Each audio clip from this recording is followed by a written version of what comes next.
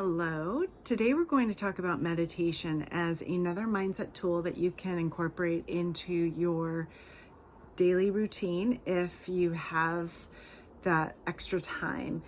The one drawback to meditation is that you really do need to be in a quiet place, free of interruptions. I find that, when I look at when I read up on how other people fit meditation into their lives, most people are saying do it first thing in the morning, right when you wake up.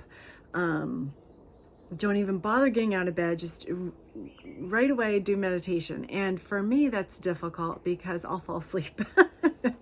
I am an early riser and I will get up. If the alarm clock goes off at a certain time, I obey that alarm clock and I don't go back to bed. I will stay up. But if I stayed in bed, right, in order to meditate, I would just fall back asleep. So that kind of advice never worked for me. So I'm not able to do it the very first thing in the morning. And what I do is I actually go for a walk outside, and that helps move my body.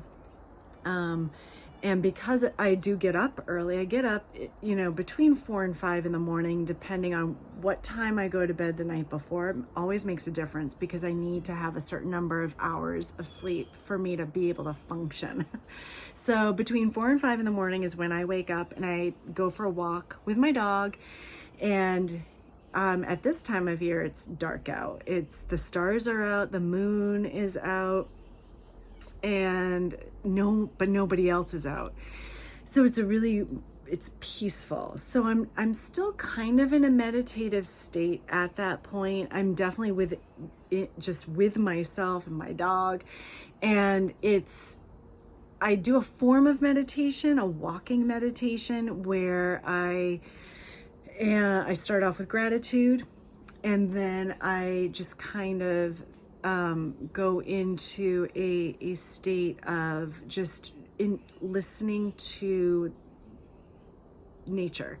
So sometimes there are birds, depending on, every morning is different. So sometimes there are birds flying around and they're chirping. Sometimes it's breezy and the wind is, blowing through the trees, so you can hear the rustling of the leaves. Sometimes it's raining, sometimes it's snowing. I live in a place where I get all 4 seasons, which makes it unpredictable. But actually the unpredictability is nice because I use the weather to help me develop the meditation for that morning.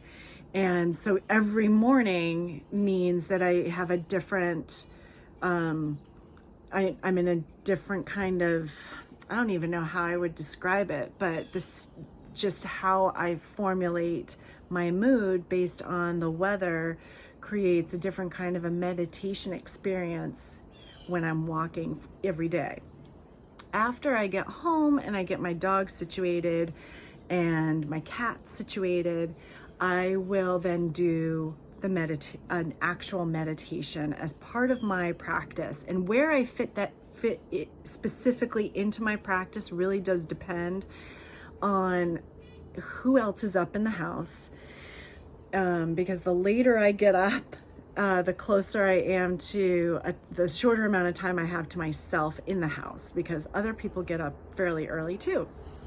So when I am finally in a place where I can meditate in my space, I typically start off with breathing. And in a couple of other videos, I did demonstrate the breathing that I do, which is in through my nose, and I hold it for a few seconds, and then I exhale through my mouth. And I really get into the feel of the breath going in and out of my body. And that's how I pretty much start off with my meditation. And my body relaxes and it gets into this flow.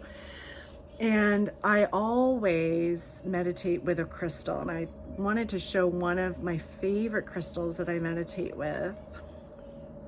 This is celestite. And I love it mainly because, well, it has such serene energy. I mean, you can just tell by the color, the blue. But I also love it because of the shape. It fits so nicely in the palm. I have small hands, so it fits really nicely in the palm of my hand. It's in the shape of a half of an egg. And it just feels wonderful. And so this is just one crystal that I'll meditate with. I have others depending on, what's going on with me energetically. But this is one of my favorite ones is to use at nighttime because it's so serene and it's calming and it's peaceful. So I'll sit with this while I'm breathing and then allow my body to just kind of relax. And my morning meditations are all about just clearing my mind and kind of just getting into a positive state of being, because I am a busy person. I don't stop throughout the day. Like, I don't take naps, and it's very rare that I'll take a break. My idea of a break is walking around my neighborhood, or maybe sitting out in my backyard and listening to a podcast. And something so I'm still kind of on though, like I'm still doing something that's where I'm tuned in, and I don't nap and I don't watch TV during the day as part of my break. I won't play video games, or I won't get on my phone to play games or anything like that. Like, it's not part of my day. So because of that though, it means that I have to have really strong energy to carry me through the whole day.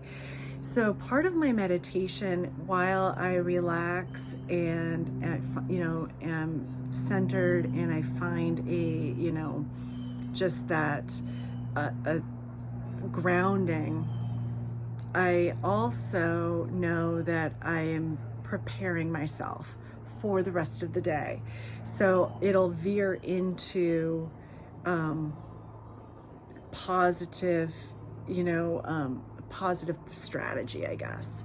And what that helps me do is, my meditation isn't often, the traditional sense of sitting here with or anything like that.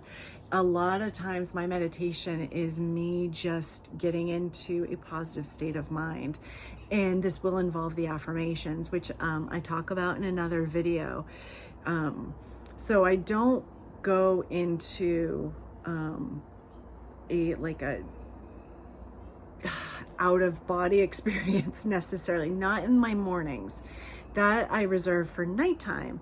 And when I'm meditating at night, it's absolutely different. I have music. I use music to meditate to. I sit in the dark with my crystals, and I have a salt lamp on just as a glow.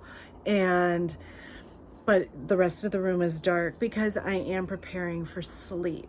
And I definitely have some music on that is designed for sleeping. So no lyrics. It's the, oh gosh, I'm just blanking on the hertz there that you use for sleeping, but I can link it. I can link that below this video, but I'll listen to that and have my crystals. And that is when I tune everything out. I don't think about my day. If I start thinking about my day, I pivot away from thoughts and just focus on an image in my head. And I can do that because I'm visual.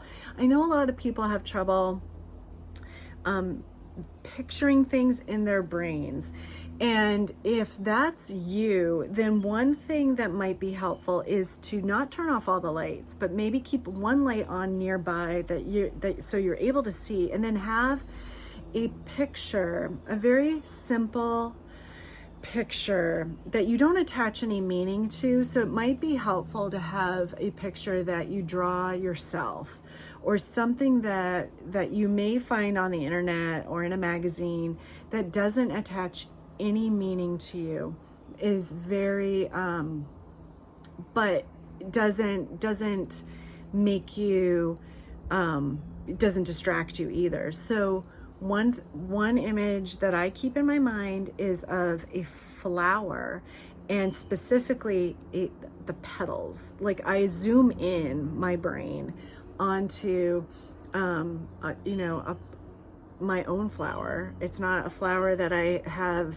a connection to, it's just a flower in my brain, and I focus on the petals and the shape of the petals, and then I'll go into like the blossom and just focus in on the detail. And when I do that, because I'm working hard to focus on that detail, it gets me away from the thoughts that I was having originally about my day. And so that's just one example. It doesn't have to be a flower, but nature is a safe zone, because